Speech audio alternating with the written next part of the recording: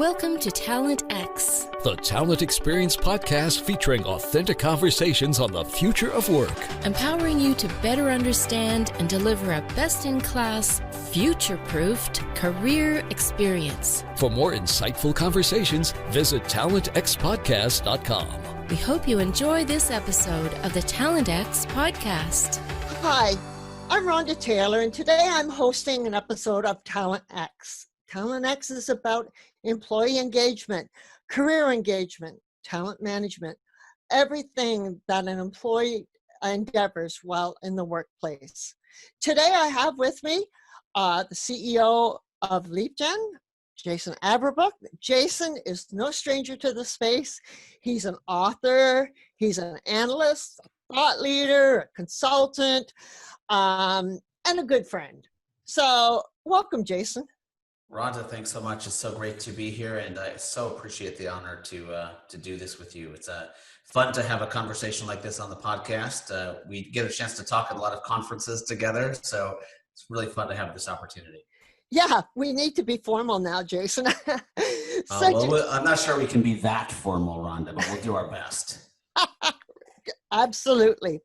So, Jason, what I noticed right off the bat when I started corresponding with you guys, everybody is talking about the future of work, but in your signature byline, it says the now of work is happening now in like parentheses. Do you want to tell me about that? Yeah, so Rhonda, this is a really passionate topic for me just because, I'm not like you, but me, I've been in this space for a long time. And I've been talking about the future of work forever, it seems like. And what did the future of work mean as we've been talking about it? It meant, hey, we might be distributed. Hey, we might do a little more working from home. Hey, we might have to correspond a little bit more digitally. Hey, we might be looking at contractors instead of full-time employees. Hey, there may be different ways of learning and skilling. And guess what? Now all of a sudden, we're here. So we've been talking about the future of work for 20 years, 25 years. Y2K was supposed to be a big deal. It came and went. Then the next thing was Workforce 2020, and now it's 2020. We oddly, through this unfortunate two pandemics, a pandemic of coronavirus and the pandemic of social justice, have found ourselves in a situation where the future of work has turned into the now of work. And our time to act has to be now. It can't be focused on kicking the can down the road and saying, someday into the future, this is the way it's going to be. It's now. Our time to act is now. Our time to think about work is now. And the way that people expect us as HR professionals and leaders to respond is in the moment of now. So, for me, Rhonda, it was a wake-up call. It's like, let's stop talking about the future. It's here. It's now. Let's do it. Oh, absolutely. The transition has occurred.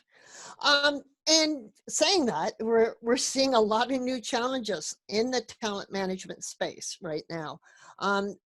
What do you see are the most significant challenges that people are facing? So Rhonda, I'm going to pick on, not surprising, one of your words for a second, and you said transition. And you said transition, and that's one of my biggest problems, is when we think about transition, one of the things that's a problem in talent management is I can't just take a bunch of stuff I've been doing for 50 years and put it online and say, hey, this is going to work. That's a transition. It's taking the way I've been working and putting it online. What I truly need to do is I need to transform. Okay, I don't transition, I transform. If you think about the word trans, it means move. And what I'm not doing is I'm not moving from one form of technology to another, paper to online, or one form of on-premise technology to cloud technology. That's transition. When we talk about transformation, I'm truly saying I'm moving how work happens. I'm moving how work gets done. I'm moving how managers and leaders show up. I'm moving how we think about our employees and the role we play in our employees and our contractors and our extended workforce. That being said, all of our talent management practices and processes that we've done in the past need to change. They need to change for the now of work, for the new persona, which is how employees are thinking and feeling right now, to the now of work, how managers and leaders are managing and leading right now. The days of doing talent management for HR's sake are over. The days of doing talent management sake for our people are here, and we have to transform to that as quickly as we can. Absolutely, absolutely. And Jason, like taking that one step further, there's definitely a transformation in job architecture, and we're seeing so many people speaking about it because it has become a very topical discussion right now. What are you seeing and what are you predicting that's going to come down the pipeline in regards to job architecture? So, well, let me share with you something and then I'll get to that. I'll answer your question. We're in a dangerous time right now, Rhonda, is that we're at the intersection of confusion and opportunity. We're right at this intersection of confusion and opportunity. And there are organizations and people that are turning left towards confusion and waiting for something to happen. And there are organizations that are turning right towards opportunity and taking that opportunity to change. And I think what's really important, going now onto your question, is what's going to happen with job is based on the mindset of us as people professionals. If we take the opportunity to realize that the way we've recruited in the past is open a rec and let's find a full-time person.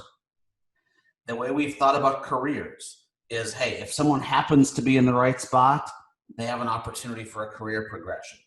We haven't done it in the eyes of the people. We haven't done it with the focus on the way that jobs are going to be architected going forward, which is more based on skill. It's more based on task. It's more based on getting something done than it is on the employment relationship, the label of employee. So when you think about that, what's happening with job architecture is it's being broken down into tasks. It's being broken down into how people prefer to work in today's world, A, B, and then C, it's being broken down into a way that isn't hierarchical. It's team-based, okay? And it's distributed. So all that being said, we as people professionals, if we turn left into confusion, we're going to be like, whoa, this is a lot of work. If we turn right into opportunity, we're going to say, whoa, this is a lot of work, but this is the time we've been waiting for. This is the time where we finally get to match the profession with the people. And because we have that opportunity, it's magic. So I hope that wasn't too long-winded, but it's really important that people know that this isn't just going to happen. Job just isn't going to change. It's going to require us to change to allow job architecture to change the way it's trying to. And I think what's happened now, especially in this COVID era, Jason, we're seeing companies, changing their organizational structure, maybe for financial reasons. So somebody's got the skill set that they can go and help out in another part of the organization. And so it's like you were saying, it's a great opportunity for a lot of employees because they're going to have a chance to build skills that they never had before. Yeah, and COVID is a moment in time, and the question is how long is the moment? But there's a time that this COVID era, the danger, our well-being danger goes away. And the question is, what happens next? And that's really what we're preparing for, is what happens next, because we are in a period of chaos and crisis and not normal at the moment, and we don't know the answer. What we have to do is we have to think about how do we prepare for what's next, which means we as organizations, Rhonda, have to play offense and defense at the same time. We have to play defense in making sure we're protecting our people and we're listening to our people, we're being empathetic to our people, and we're worried about their overall well-being. But offensively, we have to do exactly what you said. We have to be thinking different about what is our organization, what should it look like going forward. A lot of people don't actually stop and take the time to realize that there's never been a moment in time where everything stopped. Never, ever. And there hopefully never will be again.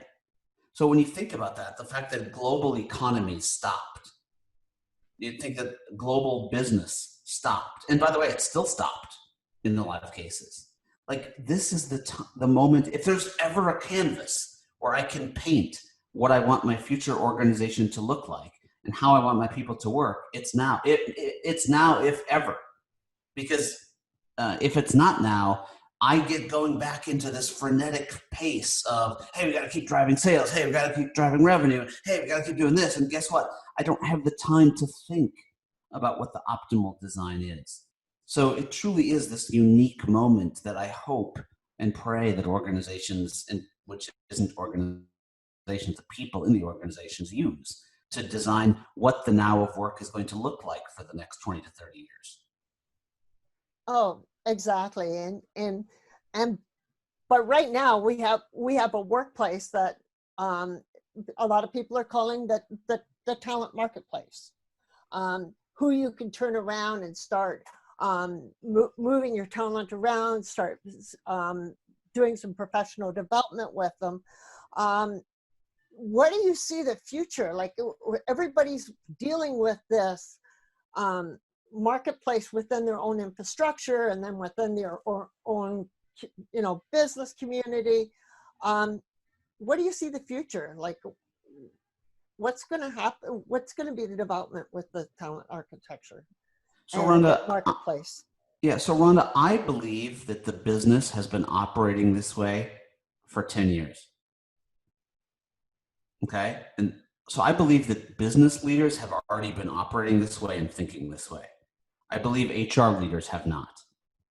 I believe HR leaders have been thinking about their same old practices, where the business has already seen everything as a talent marketplace. So my prediction, which isn't really a prediction, it's more of just an observation, is that what we're going to see is we're going to see HR leaders become very much more aligned with the business, more aligned with what the business needs from a data standpoint. Because right now the business is just doing this with manual heroics. They're like, hey, I happen to know this person and they're over here and they've got this skill and I'd love to have them work with me someday. And I happen to know this person and they're over here. But my talent management practices today haven't produced the true data that I need to be able to run an effective and efficient talent marketplace.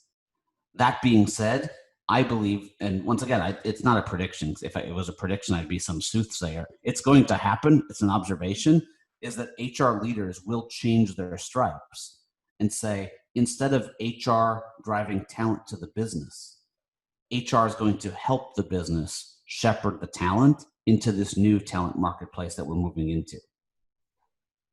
Absolutely. And HR is going to be able to create analytics like that never before. And these analytics will allow the HR executives to be instrumental at sitting at the executive table and making the corporate decisions. Yeah, and Rhonda, just really quickly, and you know me so well, and we've had these conversations so many times, it's going to create analytics, but the most important thing that I can do right now is not create analytics alone, but to create action. I've had analytics all day long. I can have analytics about everything. Okay, what I need to teach action. Okay, analytics is part of it. Okay, but analytics plus action equals change. Analytics plus action equal change. And that's really what I'm driving.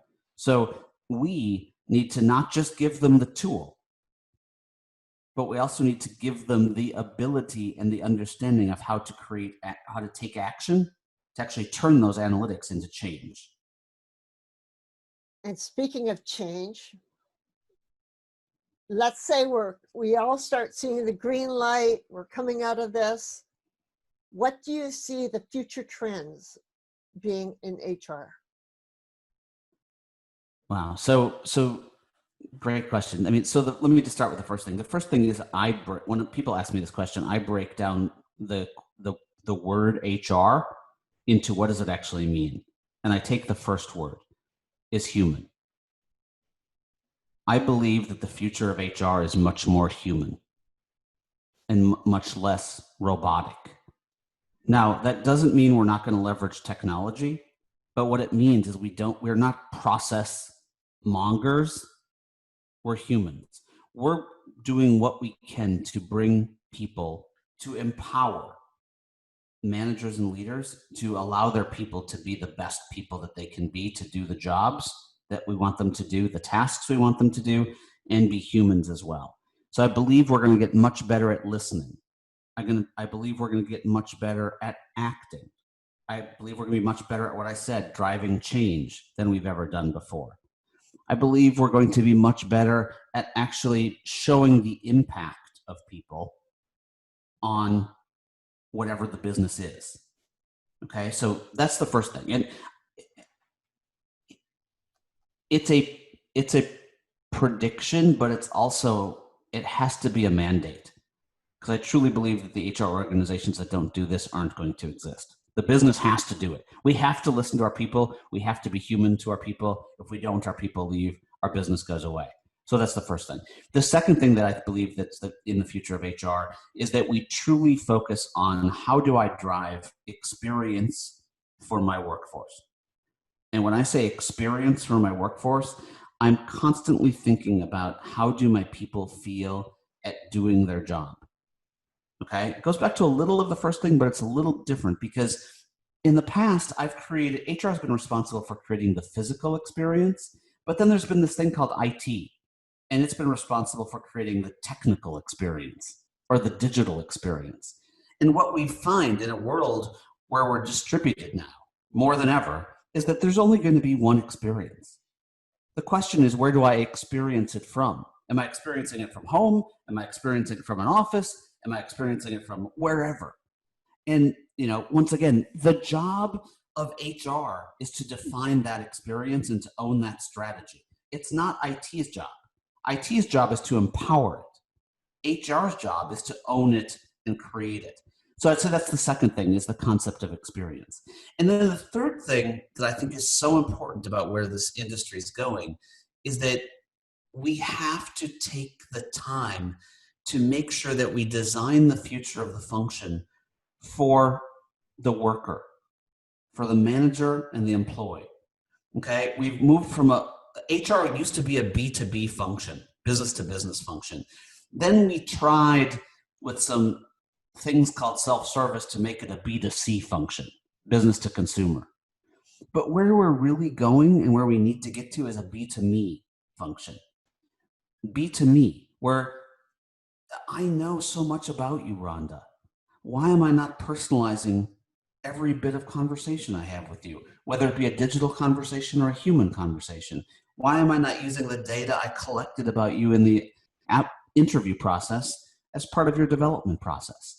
We've been doing these things in silos, and silos don't allow me to take the action of delivering to a me. They just give me data in silos. So I truly believe that's the third thing, is designing with the workforce at the center and making sure that workforce is the me that I'm focusing my actions on, not HR being HR. Yeah, and that you're so right about being, being the vertical side of the business. What was going on in the learning, and the learning department was not in sync with the coaching or the mentoring, and all of them play a significant role in the development of the employee. Well, and Rhonda, what you just said is so key. Just the last word you said, the employee. The employee has one brain. They have two ears. They have two eyes. They don't care if I've got a learning department, a performance department, a recruiting department, a succession department, a compensation department. They only know one thing. I'm proud of my company. I'm proud of who I am as a person, and I want to do my best work. So let's not make them go through that crap of trying to think through these silos of how we've organized ourselves. Let's have them show up, make it as easy as possible for them to bring their best selves to work, and also make it as easy as possible to allow them to climb to where they can go within an organization. If we do that, that's truly the power of what a human resource function in the now of work should be. And part of that is empowering the employee. Part of that's empowering the employee, along with making sure that we adapt our managers and leaders to let the employees be employees. And be transparent. Yep. There has to be that level of transparency for them to have control in their career. And I always love to say that we all should look at our careers as owning a GPS. We know where we want to go. And I think COVID is a perfect example that many of us will divert and do a zigzag. And we may go on track to where we're going, or we may, identify a new direction with our career. And there's absolutely nothing wrong with that, but the employer needs to put things in place for the employee. Yeah, the employee needs to unlearn. We need to unlearn a lot of the stuff that we've done in the past. The more that we can unlearn and the more that we can adapt, the better we'll be. Okay. Jason, you and I, well, we could keep talking all day, but before I wrap up, but we always have one question that's very near and dear to our hearts. We really believe that you need to enjoy and be passionate in what you do. And you own LeapGen, you do so much other work, you do a lot of charity work. What drives Jason to keep doing what you're doing? People drive me. I love talking to people. I love working with people. I love educating people. I love learning from people. It's the human connection of people. I'm constantly curious. It drives me crazy at times because I have to keep learning. And what you do is you learn from other people. So, I know it's kind of a weird answer, but it's also simple. It's people are what drive me. The reason that we call LeapGen, I think it stands for love, energy, audacity, and proof. How do you love what you do and the people around you, which give you energy to do the audacious and to continue to prove that value over and over again? And the values of LeapGen are the same things that drive me. Is if you love people and love being with people, that gives you energy to do audacious things and then to continue to prove that value over and over again. And that's why the HR space loves Jason Averbook. You get such great applause when you're up on the stage. Well, you're very well respected, Jason, no doubt about it. Thank you. Thanks so much for that. I appreciate that. It brings a little tear to my eye, actually. But it's a lot of work, but it's like I said, you love people, you do the right thing. Right. Well, Jason, I want to thank you for being part of Talent X today. And we will surely, to goodness, see you when the dust all settles. But Rhonda, I can't wait to give you a hug and have a cocktail with you as soon as possible. I totally agree. So this is Rhonda Taylor.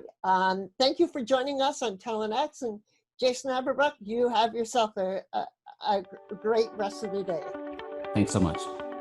Thanks for listening to this episode of the Talent X podcast. For more talent experience and future of work conversations, visit talentxpodcast.com. Follow us on Twitter at TalentXPodcast. Or join the conversation with #TalentXPodcast on Facebook, Instagram, LinkedIn, or Twitter. Talent X, the Talent Experience podcast, was brought to you by the fabulous Fuelies at Fuel 50.